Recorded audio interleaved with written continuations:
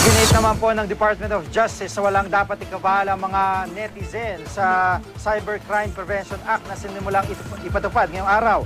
Pero yung po mga hacker ay tutugisin na raw po ng mga taga-NBI. Narito po report ni John Consulta. Wala raw dapat ikatakot ang publiko sa pagpapatupad ng RA 10175 o ang Cybercrime Prevention Act of 2012. Ayon kay Justice Secretary Laila De Lima, mas prioridad nila ang mga organized crime sa internet, gaya ng cybersex. Hindi raw muna nila target ang mga individual. IRR should be able to really spell out in black and white the exact limitations, the exact parameters of the exercise of that power on the part of the DOJ. Kung meron daw dapat kabahan ang mga hacker, inutusan na raw ni De Lima ang NBI na tugisin ang mga hacker kasama ang mga nang-hack ng mga website ng gobyerno bilang protesta sa anti-cybercrime law. Kanina, pansamantalang hindi na-access ang mga website ng Office of the President, Senado, Kamara, pati ang website ng Official Gazette na www.gov.ph. Pero ayon sa Media Relations Office ng Senado, sinadya nilang isara muna ang website nila para maiwasang ma-hack.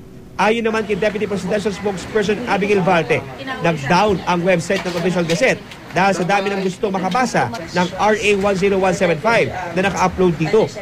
Ipinapaubayan na raw nila sa mga ahensya ng gobyerno ang paghuli sa mga nasa likod ng mga insidente ng hacking.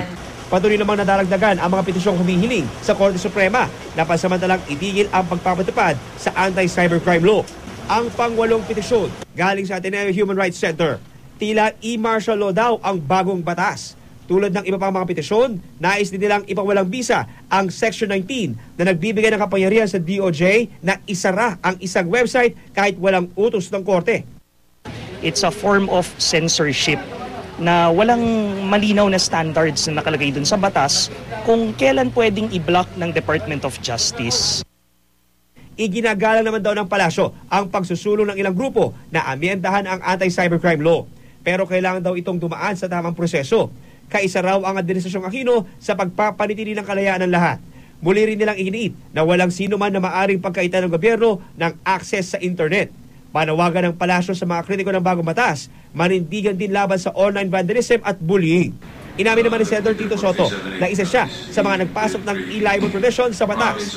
Pero hindi raw ito ganti sa mga umunoy na bubuli sa kanya sa social networking sites. Kayong nasa media, na regular mainstream media, radio, TV, print, meron kayong freedom of expression, meron kayong freedom of speech. Pwede kayong mamuna, pwede kayong mag-criticize.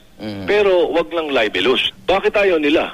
Yung provision na yon in the Cybercrime Act is tinatabla lang ang labanan.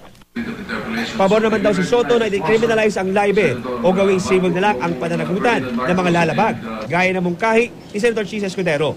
Si Congressman Sani Angara, anak ni Senator Angara at author din ng anti-cybercrime law, aminadong nagkamali ang Kongreso nang palusutin ang online libel provision. Pabor din siyang tanggalin ang provision at i-decriminalize ang libel. Pag nagkamali, siguro kailangan magpakumbaba ang mga legislador at aminin na medyo baka nagkamali ho kami dyan at baguhin na lang po. John Consulta, GMA News.